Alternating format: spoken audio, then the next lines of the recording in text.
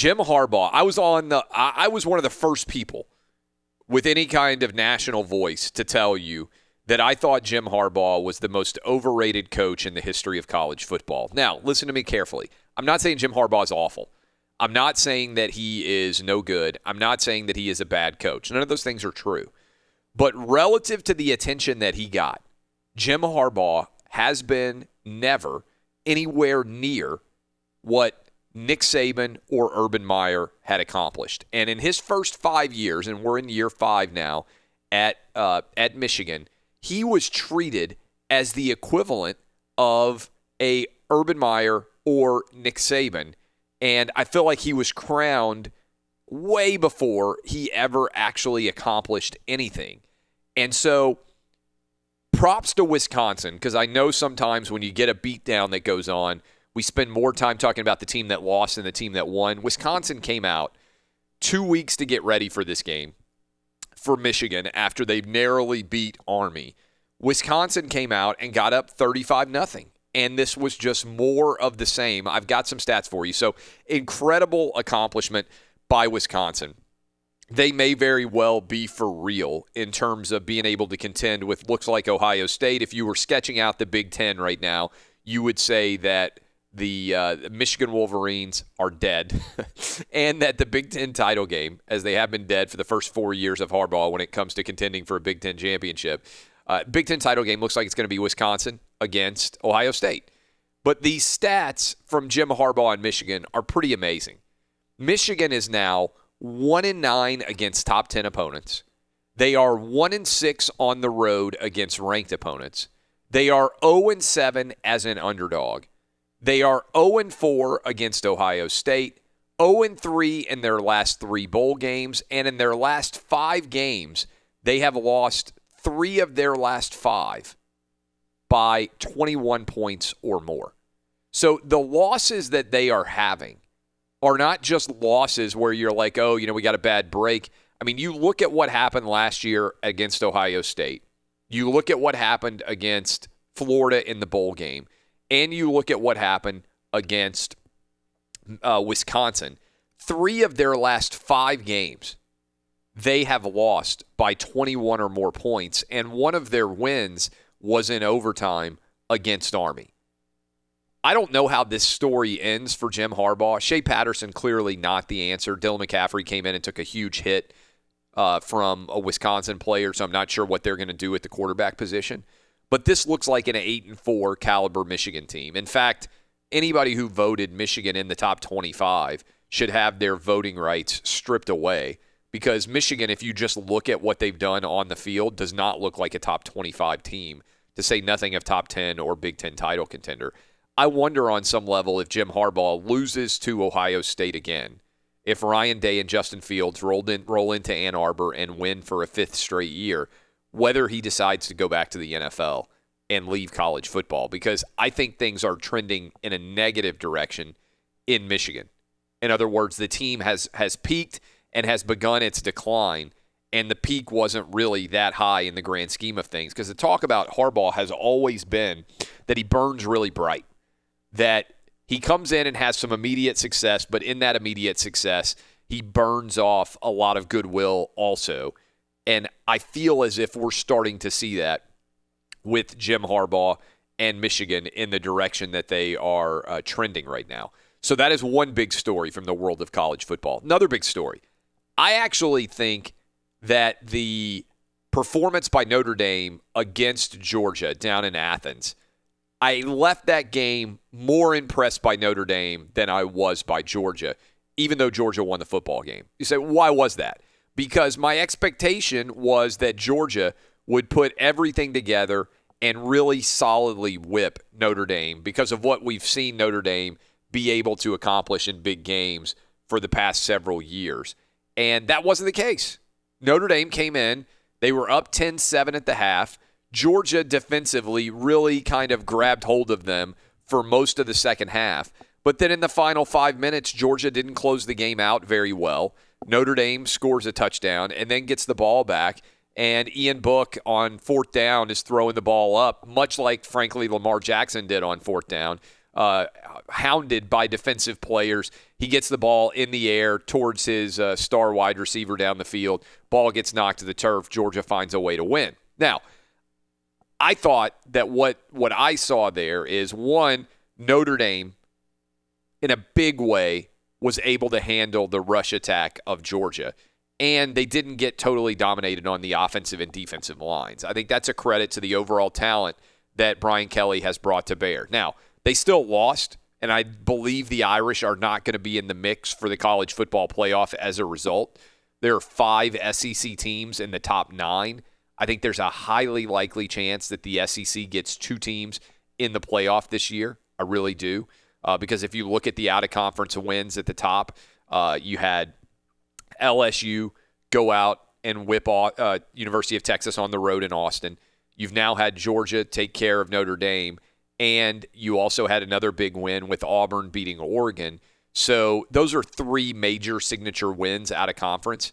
The rest of the SEC at the lower level, not very good, I don't think. But 5 of the top 9 teams in college football right now, there's a very good chance the SEC gets 2. And if things fell apart in the Big Ten and the Big 12, I think there's a chance the SEC could get 3. What's the way in which the SEC could get 3 games? LSU wins out, only loses at Alabama in November. Alabama goes 13-0. Georgia loses to Alabama in the SEC title game and goes 12-1. I think in that scenario, there's a decent chance you could get 3. Who would the 4th team be? It looks like Clemson is going to. Clemson doesn't even play a top 25 team for the rest of their season. The ACC is awful. We spend a lot of time talking about how bad the Pac-12 is. And make no mistakes, the Pac-12 is bad. Only one undefeated team left in the Pac-12 right now, and it's Cal. And they got insanely fortunate that they had Pac-12 officials refereeing that game against Ole Miss, because otherwise they would have lost that game, or at least gone into overtime, or at least Ole Miss would have gotten a 2-point conversion try there at the end to put that game into overtime. I don't think anybody out there, even the most dyed-in-the-wool Cal fan, believes that the Bears are going to run the table and end up in a position where they can be a playoff team. So the Pac-12, because of the collapse of Washington State, UCLA got a big win. We'll get to that in a sec. Only has 1 undefeated team. But the Pac-12 is better than the ACC. The ACC is truly awful outside of Clemson. So Clemson doesn't really have any challenge, I don't believe, that they're going to face all the way through the ACC title game. And so Clemson, I believe, will be 13-0. And then we'll see where exactly everybody else shakes down. Does Oklahoma end up undefeated? Does Ohio State end up undefeated? Potentially, does Wisconsin, coming off their win over Michigan? Is there a team in the Big Ten that can go undefeated? Because I think otherwise the resume of the SEC teams is going to be pretty outstanding. So that is that's my early kind of takeaway from college football. I think there are let me give you my top 10, and you guys can kind of get a sense of where I'm thinking here. By the way, props to Pat Narduzzi coming back after the worst 4th down play call maybe ever on 4th and 1 against Penn State, your bitter in-state rival that you're not going to play for a long time in the future. You decide to kick a field goal, you miss it. Well, then he ran an absolutely insane attempted field goal. It's a 4th down play, which is a toss back. Anyway, they beat Central Florida. So all the discussion about whether UCF is going to end up in the mix for the playoff is completely lost now. That at least will die. Several things I want to get to still in college football as well, surrounding the guys on the hot seat already, now that we are a third of the way through the college football season. But here's my top 10. When I do the OUTKICK top 10, and you can read my college football columns at OutkickTheCoverage.com, OutKick.com, goes up every Sunday morning. I judge entirely based on what I've seen on the field. All right, so I'm not coming in with preseason expectations, none of that. So the 10th best team that I have seen so far in college football, Florida Gators. And by the way, it's getting hard to fill out the bottom part of the top 10. The Florida Gators, look, were they fortunate to win against Miami? Probably. Were they also incredibly fortunate to win against Kentucky? Yes. But I actually think Florida with Kyle Trask is better than they were with Felipe Franks. I think he's more consistent and a better pocket passer. So I've got Florida at number 10 overall. In the 9 spot, I've got Wisconsin.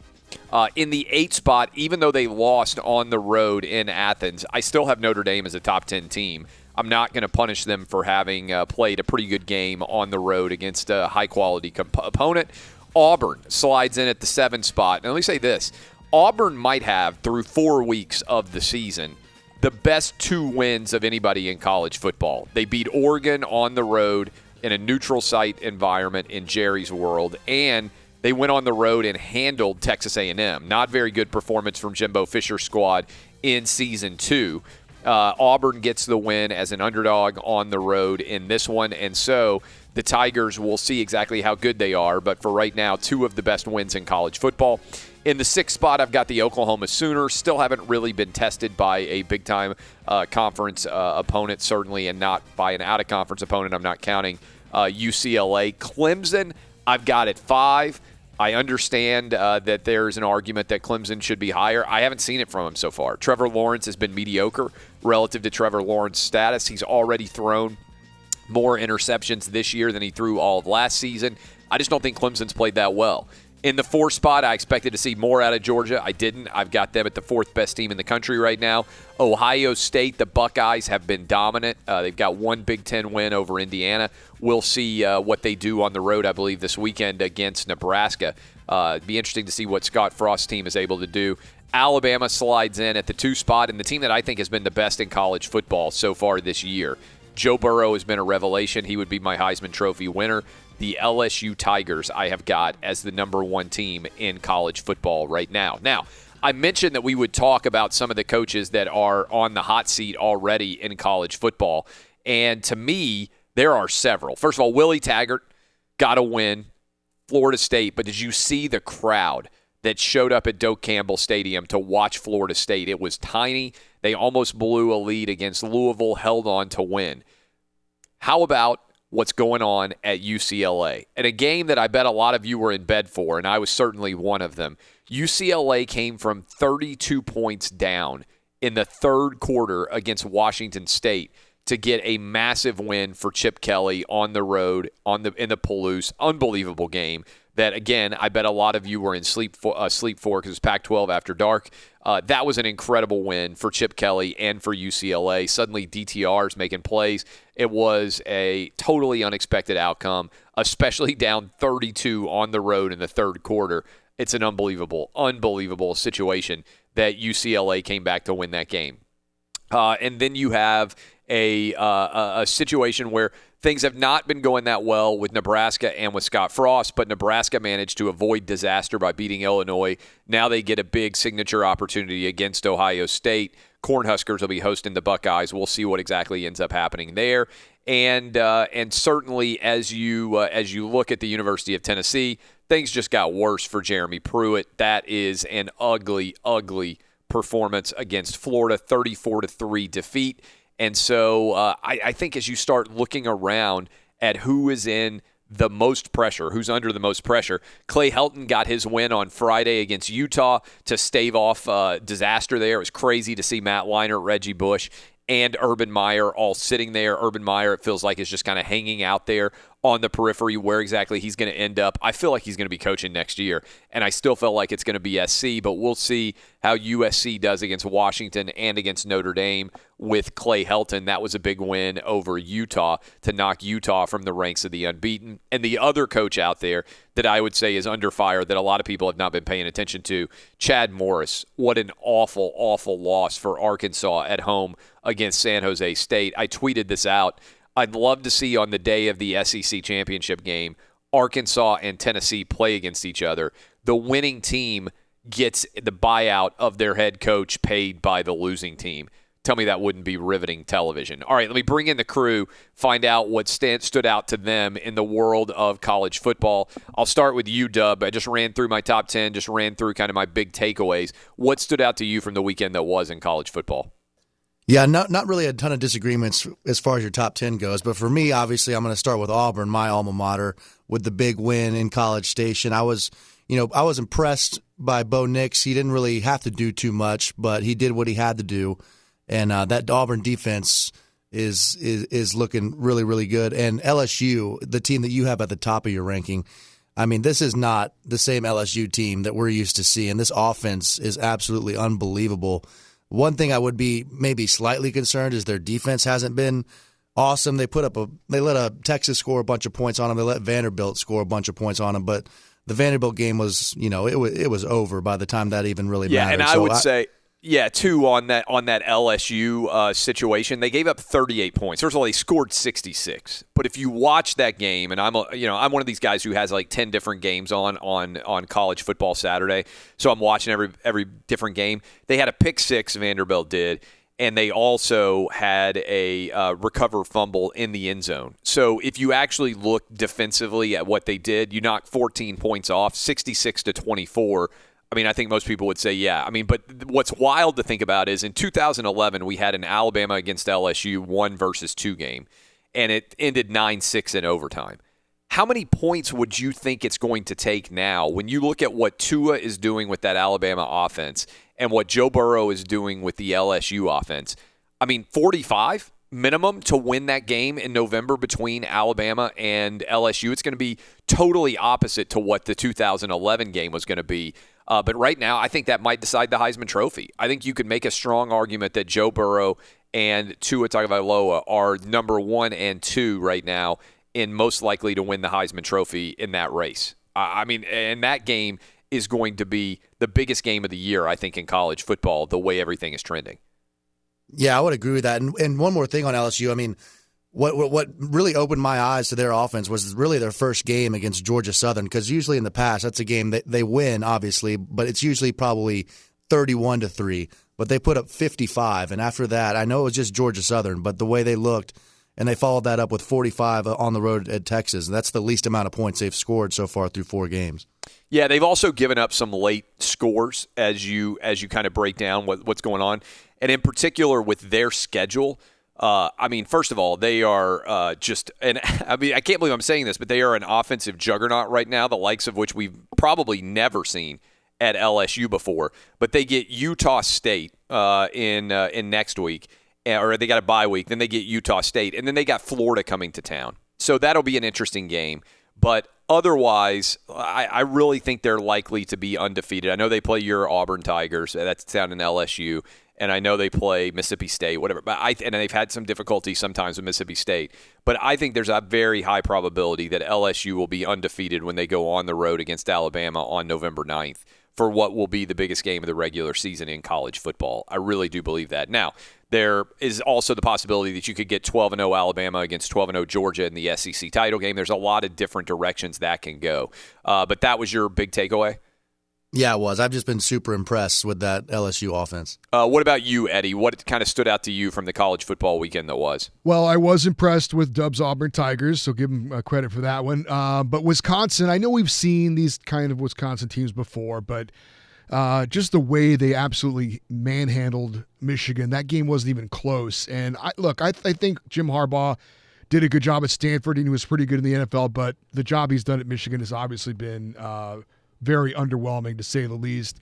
As far as your top 10, I think I would have Texas in there instead of Florida. That's the only minor quibble I had with your top 10. Yeah, you could make an argument for that. Although Texas really, there's a decent argument. I just, maybe I'm more impacted by Kyle Trask. I think that he is better than Felipe Franks, and I believe that Florida has a really good defense, and if they have just a solid quarterback, I think they can be pretty good. Now, it doesn't mean I think they're the third best team in the SEC East. I think that Missouri's really good, notwithstanding the fact they lost to Wyoming in that first week in kind of a crazy environment out in Wyoming. But I think Missouri's the second best team in the SEC East, and I think that clearly Georgia's the best. But I still think Florida, 9 or 10 win team, and I'm not sure how many teams out there are 9 or 10 win teams otherwise.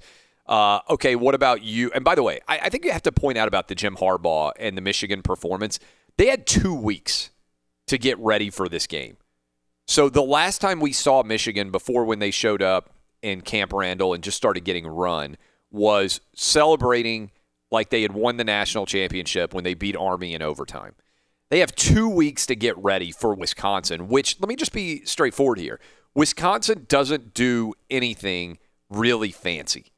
Right? Of all the matchups that you could have for Michigan, this is a typical pro-style offense. Line it up. We're going to run it down your throat. You could argue with Army, hey, That's a triple option attack. We don't get a lot of time to prepare for that. It's tough to get ready for it in a week. Look at what happened last year with Oklahoma. They went to overtime, and Oklahoma was a really good football team. Okay, I could buy into all those arguments if you want to make a bullish case for why Michigan could still be good.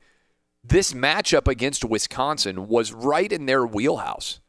The argument about Jim Harbaugh has been that his offense is too bland, that there's not enough differentiation in this day and age when everybody else is running the spread and putting up points and everything else. And that's really why they went and hired Gaddis as the offensive coordinator.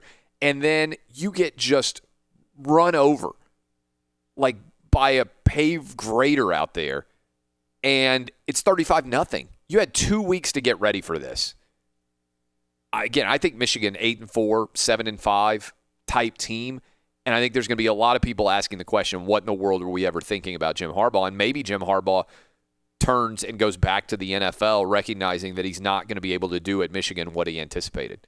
I think there's a possibility of that happening, especially if he loses to Ohio State again.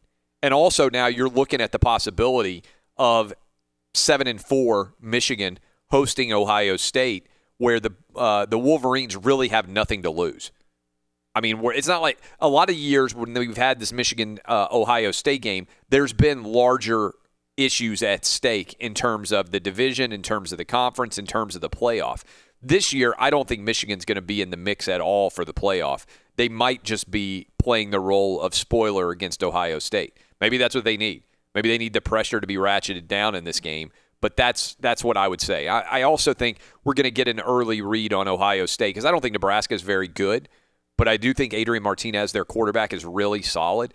And we'll see what ends up happening with Ohio State having to make that trip out to Nebraska and walking into what Cornhusker fans would like to believe is an opportunity to kind of brand the rebirth of Nebraska football under Scott Frost. We'll see exactly what ends up happening there. What about you, Coop? What did you see in college football that kind of jumped out at you?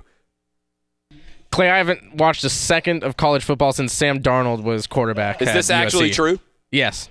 You didn't even watch USC against Utah? Do Nope. you want Clay Helton gone? Yeah. So that's ridiculous. So you legitimately don't watch a single game on Saturday? Nope.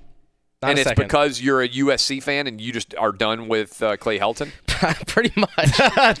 And I'm a UCLA fan, and I've been done since for a very long time. Were you watching the game against Washington State, Roberto? No. You Didn't turned it watch off, or you never watched it? I never at all? watched it. I watched Georgia and Notre Dame, and that was it for me. So when you woke up on Sunday morning, you like checked scores and you were like, "Oh wow!" Like you didn't even realize your team was down 32 points in the third quarter. No. You had zero faith in them, so you Zero, didn't even yeah. check the scores. Yeah. Now, Coop, I'm actually surprised. If you truly hate Clay Helton, wouldn't a part of you have wanted to tune in Friday night to see whether or not like you're finally going to get him knocked out of the coaching ranks at USC? Because I do think if USC had lost to Utah, with Washington and Notre Dame on the horizon, there would have been a lot of Clay Helton is done talk. And especially with Urban Meyer on the field, it felt incredibly awkward, kind of like when Urban Meyer went to Ohio State and called a game in the year he was sitting out, and everybody's like, oh, here's the next Ohio State Buckeye coach. I still feel like Urban Meyer is going to be the next coach at USC. That would be awesome. I'd be stoked and I'd be reinvigorated. But I keep my eye on it. Like I read read articles, look at the scores, read headlines. But I've just become so I don't know. It's down on the program that I think, man, I waste so much time during my weekend watching football. I already set in my entire Sunday to watching NFL. And so I can't do the whole weekend, especially when USC's just been such a letdown for so long. It's I'm going to do other things on Saturdays.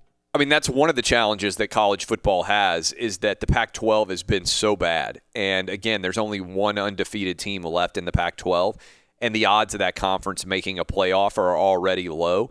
So a casual fan like you would decide, you know what, I'm not going to tune in. It's just not worth my time. Whereas, if you're in the South where you're always going to care, or in the Midwest, I would say, where you're always going to care, that's kind of the heartbeat of college football is the middle part of the country. But obviously the Northeast, you lose a large number of people in the Northeast because there are no good teams. But the West Coast, when SC is relevant, matters in such a big way, and it lifts up the entirety of the Pac-12 because oftentimes we judge conferences based on how they are at the top. So the ACC is awful, but you hear very little discussion of how awful the ACC is at football because Clemson's really good.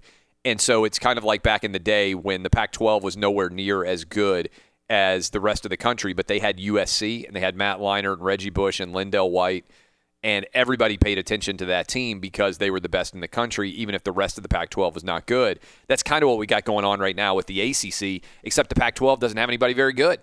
And again, Cal's the only undefeated team, and I don't even think the most dyed-in-the-wool Golden Bear fan would be like, hey, we're going to go undefeated this year. We're going to contend for the playoff. No way.